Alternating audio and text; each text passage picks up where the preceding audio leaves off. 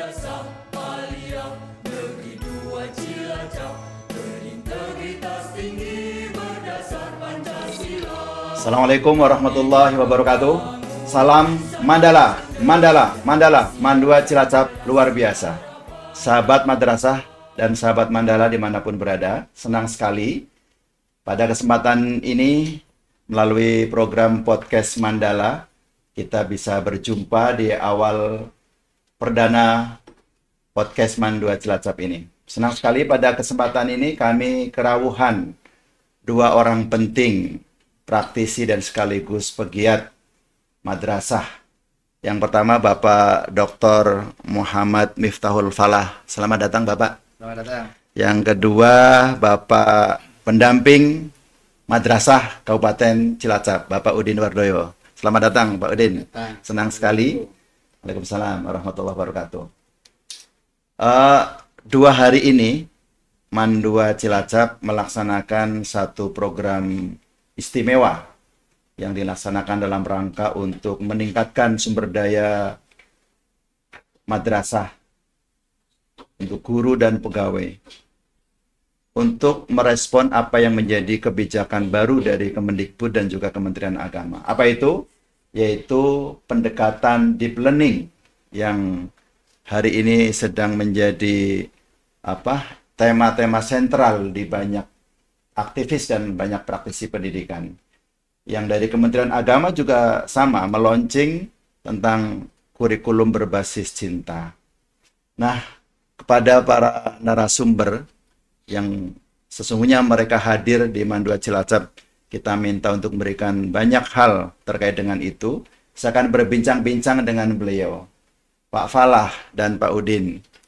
Apa sih yang melatar belakangi adanya kebijakan baru di Kemendikbud?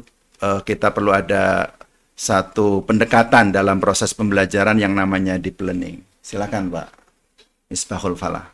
Ya, terima kasih Bapak Kepala Madrasah. Menarik sekali tentang kalau kita membahas tentang pembelajaran mendalam ya. Ini menjadi isu sentral dan isu yang hangat juga yang banyak dibicarakan oleh banyak lembaga pendidikan khususnya di Madrasah Aliyah. Nah, memang pembelajaran mendalam ini menjadi sebuah jawaban besar ya yang selama ini kita melihat selama COVID-19 contohnya. Terjadi learning loss ya, krisis pembelajaran yang kita melihat anak-anak memang menuntaskan sebuah step pembelajaran ya dalam sebuah jenjang pendidikan. Tetapi mereka nggak tahu untuk apa gitu. Mereka tahu tentang perkalian, tahu tentang penjumlahan dan seterusnya. Tetapi ketika diimplementasikan dalam konteks mereka mengalami kebingungan.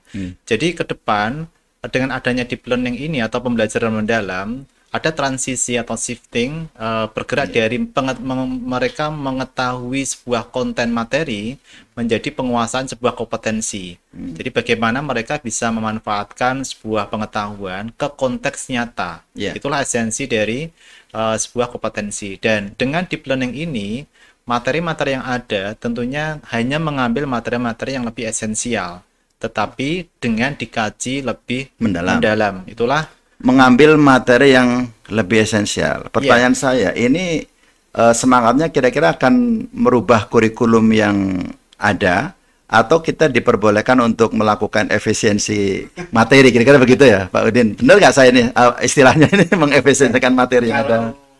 Menurut saya ini masih sifatnya masih tebak-tebakan ya. Artinya langkah selanjutnya dari Dasmen ya, itu mau seperti apa itu masih tebak-tebakan. Tapi saya sih sepakat kalau arahnya memang ke sana. Walaupun saya secara pribadi agak kurang sepakat ketika kayaknya ada kekurang fokusan kepada konten dari sebuah pembelajaran, dari sebuah mapel lah. Tetapi kita lebih fokus kepada kompetensi yang dihasilkan melalui mapel itu. Sekarang kelihatannya kurikulum bergeraknya ke sana. Tadi pagi saya nulis di thread itu, pendidikan itu semestinya adalah cara bagi kita setidaknya mempertahankan atau meningkatkan peradaban. Ya. Jadi, lembaga pendidikan itu semestinya menjadi tempat untuk pengembangbiakan nilai-nilai, pengetahuan, teknologi, Ya. sehingga hidup itu makin bernilai. Manusia itu makin tinggi. Ya. Tapi sekarang kelihatannya kita harus menyerah kepada bahwa kita nggak bisa kalau kita sekolah tuh pengen kerja. Ya. Kerja itu berarti sisi praktis dari pendidikan. Jadi kadang ya itulah. Tapi memang real kalau Nah, kira-kira kebijakan deep learning untuk menjawab yang mana kira-kira menurut Pak Udin? Ya, kalau kita bicara kompetensi, maka siswa kita itu di dalam deep learning itu mencapai kemampuan untuk bertahan lah, katakan begitu. Kemudian yang disebut pembelajaran mendalam seperti yang saya sampaikan oleh Pak Dr. Fala, harapannya pengetahuan yang diberikan oleh guru, oleh lembaga pendidikan itu membentuk sesuatu yang berfungsi. Jadi selama ini ketika kita bicara deep learning, maka opposite-nya itu surface learning. Selama ini pembelajaran ilmu di kepala anak-anak itu seperti cendol di dalam air. Seperti cendol. Ya. Pak Fala tahu cendol. Seperti cendol di dalam air. Tidak ada keterhubungan. Mereka itu berdiri sendiri-sendiri. Setiap ilmu, matematik main sendiri, biologi main sendiri. Itu karena ternyata pembelajaran yang kita lakukan dengan asik sendiri itu oleh anak-anak itu ditaruh di dalam kotak-kotak yang tidak ada kaitannya.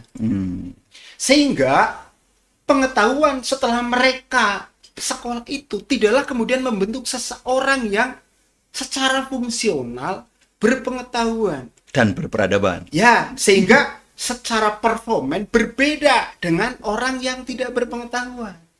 Udah sekolah bertahun-tahun tetap dia sama. pinter, dokter segala macam misalnya ya ijazahnya itu, tapi pas dia nun sewu misalnya saya mau nyalon bupati, saya pergi ke dukun.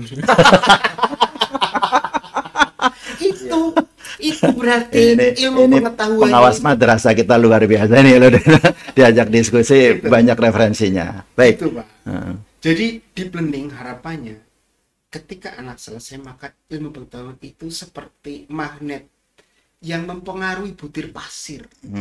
Ketika Bisa anak dibawa gitu ya. mendalam, butir-butir pasir itu tidaklah acak ketika terkena magnet. Menyatu. Dia berantai, Menyatu membentuk sebuah sistem. dan rapih. Ya, itu yang kita sebut sebagai sikap. Oke. Baik, saya ke Pak Dr. Fala. Dr. Fala, Pak Dr. Fala ini adalah praktisi sekaligus juga seorang widaiswara di BDK Balai Diklat Keagamaan Semarang. Nah, saya kira ini saya penting untuk mengkonfirmasi. Ini ceritanya kita di sela-sela ini sedang dalam kegiatan workshop di Mandua Cilacap. Jadi bagi Bapak Ibu atau para praktisi pendidik, para sahabat madrasah dimanapun berada, Pak Fala adalah salah satu narasumber penting yang kita jadikan pembicara pada pembelajaran deep learning yang direkomendasikan untuk di Jawa Tengah dan untuk di Indonesia kira-kira. Pak Fala, tadi sudah disampaikan dalam 2 hari. Menurut Pak Fala, kira-kira untuk pendalaman buat guru-guru kita sampai memahami desainnya, sampai kepada nanti bisa mengimplementasikan, ini waktu 2 hari kira-kira udah cukup belum menurut Pak Fala? Paradigma dari pembelajaran mendalam itu memang sasarannya nggak hanya siswa ya, tetapi guru juga menjadi bagian yang sangat penting. Jadi growth mindset atau pola pikir yang bertumbuh itu menjadi bagian penting dari pembelajaran mendalam. Jadi guru tetap selalu harus belajar. Pengetahuan guru itu selalu versi beta.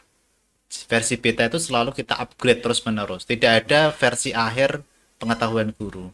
Nah, maka menjadi guru adalah sesuatu pekerjaan yang adaptif. Mereka harus memahami artinya selama 2 hari ini itu menjadi trigger awal bagaimana ini menjadi embrio untuk terus dikembangkan sesuai dengan konteks Mandua Cilacap. Ya. Artinya pembelajaran mendalam itu sebuah pola yang unik ketika diimplementasikan dengan di lembaga yang lain tentunya memberikan kemasan yang berbeda juga. Kenapa? Karena pembelajaran mendalam ini adalah kontekstual ketika learning environment atau lingkungan belajar ini dan kemitraan yang ada di Cilacap tentunya berbeda dengan konteks yang lain. Jadi harapannya selama 2 hari ini menjadi trigger awal dan collaborative inquiry dari guru ini senantiasa selalu berdiskusi ya melalui pola AGD yang tentunya ini luar biasa diterapkan di Mandua Cilacap, terus bertumbuh bersama dan dengan fasilitas oleh Bapak Pengawas dan Kepala Madrasah ini menjadi pola awal yang sangat menjanjikan ke depannya seperti itu. Terus kalau kita bawa ke kebijakan di Kementerian Agama yang terkait dengan kurikulum berbasis cinta, menurut Pak Dr. Falah bisa nggak itu? Apa justru ini juga jalan sendiri-sendiri juga kayak cendol tadi itu? Jangan-jangan ini melonceng deep learning, pembelajaran mendalam, terus yang sana kurikulum cinta gitu. Ini kira-kira bisa nggak ini dikomparasikan atau disatukan atau bahkan disinergikan gitu, supaya bisa berjalan, jangan kayak cendol dalam gelas yang jalan sendiri-sendiri. Gimana Dr. Falah? Ya, cendol di dalam air ya. Nah, ini sebenarnya kita butuh pembelajaran mendalam itu adalah koagulan. Dia harus membuat mix antara 2 materi yang berbeda, maka itu harus kita satukan menjadi sebuah proses-proses kimia yang diperlukan. Jadi itu adalah pembelajaran mendalam, menyatukan antara konten dengan konteks, antara air dengan cendol. Nah, apa posisi dari kurikulum berbasis cinta ini? Kurikulum berbasis cinta adalah rasa. Kita nggak hanya mengetahui sebuah konten, tetapi sisi emosi, bagaimana siswa ini memahami dirinya terhadap sesama, bagaimana posisi dirinya terhadap Allah Subhanahu wa Ta'ala, dengan Rasul, dengan alam dan sekitarnya. Jadi cinta ini memberikan rasa. Sedangkan konten dan konteks menjadi sebuah blend atau ngeblend satu dengan yang lain yang saling menguatkan satu dengan yang lain. Jadi saya rasa menjadi pilihan yang tepat ketika kurikulum cinta ini hadir memberikan nuansa-nuansa cinta dan kesadaran bagi siswa bahwa mereka hadir di tengah-tengah alam semesta. Baik, Pak Udin, 2 hal yang harus kita coba satukan, kurikulum cinta dan pembelajaran mendalam, menjadi cinta yang mendalam. Jadi bisa jadi hari ini jangan-jangan pembelajaran kita kepada peserta didik tanpa cinta dan tidak mendalam. Kira-kira ada nggak fenomena itu di pandangan Pak Pengawas ini, Pak Udin? Ya, kalau menurut saya memang ada sinyalemen lah ya, atau saya boleh moga-moga salah, bahwa teman-teman guru apalagi yang generasi kesini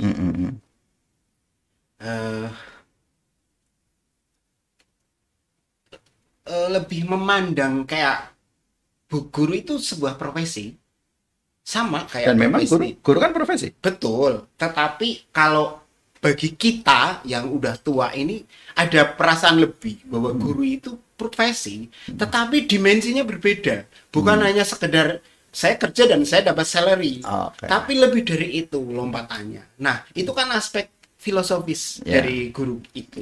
Nah, menurut sinyalemen saya, teman-teman guru-guru yang fresh gitu ya, agak kurang di situ pendekatan filosofisnya sebagai guru, sehingga kadang-kadang mendekati proses pembelajaran itu sendiri menjadi kalau menurut saya itu boleh dibilang kayak kurang apa istilahnya ya, kurang spiritual lah. Jadi kita ngajar, saya sedang kerja aja gitu. Jadi tanpa ruh ya kira-kira gitu. Maksud saya ke arah sana tuh, saya ngomongnya susah. Jadi guru itu menurut saya profesi yang unik. Kayak gitu. Nah, ketika kita bicara unik itu, maka kita akan merasa lebih dalam. Karena kita tidak bekerja dengan benda-benda, tetapi kita bekerja dengan manusia, anak-anak yang kita adalah agen. Tadi saya bilang ada dua peran penting kita, agen pewarisan tata nilai. Yang kedua, agen untuk meningkatkan peradaban. Ya. Nah, hal-hal itu kadang-kadang enggak itu. Sehingga kalau tadi diceritakan guru joget-joget segala macam, itu saya ngelihatnya ke arah sana, Pak Pala. Jadi kayak mungkin ini belum klik nih sama profesinya kayak gitu. Kan ada tuh kemarin-kemarin dengan semangat kurikulum merdeka, guru harus melaporkan produk-produknya sampai tingkat memaknai, menggembirakan itu sampai tingkat guru ngupload foto diri yang joget-joget itu. Maka ada penulis dari Jawa Tengah juga itu, guru badut ya, dalam satu tulisan di Kompas, belum baca ya. Itu saya lihat itu melatar belakangi munculnya ide apa deep learning sama kurikulum cinta itu. Ya, walaupun mungkin tidak secara langsung ya, tapi memang saya kira satu warna yang bagus lah ketika kita kemudian istilahnya menginsersi kurikulum cinta atau katakan ruh lah ya tadi yang disampaikan oleh Pak Dr. Fala. Kalau saya baca di juknisnya itu jiwa dari proses pembelajaran itu sendiri sebagai soul-nya lah. Jadi cinta. Mungkin harus tercapai kondisi yang secara teknis bisa diterapkan, karena kadang-kadang kebijakan di atas kita nggak ngerti nih mau seperti apa. Nah, saya sangat berterima kasih dalam 2 hari ini Pak Dr. Fala itu jadi menerjemahkan itu jadi sesuatu yang aplikatif. Baik. Gitu. Ya. Pak Fala, ini mungkin masuk kepada closing diskusi kita ya. Apa yang mau disampaikan buat guru-guru yang mungkin secara nyata belum diberikan bekal-bekal atau training atau workshop tentang deep learning dan kurikulum cinta. Karena masih banyak di luar sana yang saya kira belum begitu banyak paham lah ya tentang itu. Itu bagaimana saran-saran Pak Dr. Fala, dan apa saran yang buat mereka terutama guru Mandua Cilacap yang baru saja mengikuti sesi ini selama 2 hari ini. Monggo Pak. Ya, kata kuncinya adalah pertama menjadi guru pembelajar ya. Kita belajar dari sumbernya, itu paling penting. Maka saya terus memulai ketika pembelajaran mendalam itu hadir di Indonesia, maka saya akan merujuk pada buku-buku sumber ya, melalui New Pedagogies for Deep Learning dari beberapa sumber dari Australia dan yang lain itu. Jadi kita memahami dari sumber ini bagian yang sangat penting, karena dengan kita memulai dari sesuatu yang benar, maka miskonsepsi, salah konsep itu benar-benar terhindarkan. Nah, tentunya bagi teman-teman yang guru ya yang belum mendapatkan materi-materi dari sebuah kegiatan workshop ataupun yang lain, bisa kita lihat di YouTube ya, dari YouTube dari Puskurjer, kemudian dari tim formatur dari pembelajaran mendalam ataupun kurikulum berbasis cinta, kita bisa mengakses di sana. Dan banyak sekali ruang-ruang belajar yang bisa kita lakukan. Namun perlu kita lakukan yang namanya proses-proses diskusi ya, konfirmasi. Karena deep learning tanpa diskusi, tanpa kolaborasi, tanpa bertukar pikiran, maka itu nggak akan terjadi pembelajaran mendalam yang ibarat orang buta tanpa ada tongkatnya. Ya, maka perlu kita lakukan kolaborasi dengan diskusi dengan guru-guru dengan satu rumpun ataupun yang lain. Jadi mulailah dari sesuatu yang bisa kita lakukan, dari sesuatu yang sederhana seperti itu. Siap, terima kasih. Pak Udin, ada kesan-pesan buat mereka yang belum mengikuti workshop diklat seperti yang di Mandua Cilacap laksanakan, kira-kira seperti apa? Ya, saya kira pasti terjadi sama kayak kasus kurikulum merdeka itu, bahkan belum sampai ada di daerah-daerah tertentu yang baru 1 tahun melaksanakan tiba-tiba belum selesai. Karena negara kita sangat luas, ada tsunami di tengah-tengah itu, kita yang di pinggiran itu hanya dapat kipyak-kipyak ombak saja. Jadi sangat diperlukan kemauan untuk belajar secara mandiri. Mandiri dan otodidak. Ya, dan ketika seperti tadi disampaikan oleh Pak Dr. Fala, kejar sumber aslinya. Jangan hanya main di pinggiran. Iya, di pinggiran, karena penting keterkaitan ke pusatnya itu. Nah, kemudian untuk teman-teman untuk teman-teman guru di Mandua Cilacap, 2 hari ini semoga menjadi trigger seperti yang disampaikan Pak Fala. Tidak akan berarti apa-apa kalau ini kemudian tidak seperti sebuah aksi. Betul. Pasti akan hilang. Dan saya minta tolong Pak Pengawas bisa mensupport ya. Karena kita udah punya ruang, sahabat madrasah dan sahabat Mandala. Di Mandua Cilacap ada satu event yang kita ciptakan sengaja. Setiap hari kita punya kegiatan yang namanya focus group discussion, masing-masing rumpun sejak hari Senin sampai hari Sabtu. Semua guru kita kasih ruang untuk berdiskusi, belajar bersama sesama rumpun mereka untuk mendalami apa-apa yang perlu dipelajari dan sekaligus merespon, menindaklanjuti apa yang diprogramkan oleh Mandua Cilacap workshop selama 2 hari ini. Ya, saya kira ini dulu sahabat Mandala dan sahabat madrasah dimanapun berada. Asik perbincangan kita, tapi saya tahu Pak Dr. Falah masih harus melanjutkan kegiatannya. Jadi terima kasih, mudah-mudahan di sesi yang lain nanti bisa kita teruskan bincang-bincang soal pendidikan dan soal kemajuan madrasah. Terima kasih Pak Udin Wardoyo, Pak Dr. Misbahul Falah. Salam dan semoga kita bisa bertemu di sesi berikutnya. Assalamualaikum warahmatullahi wabarakatuh.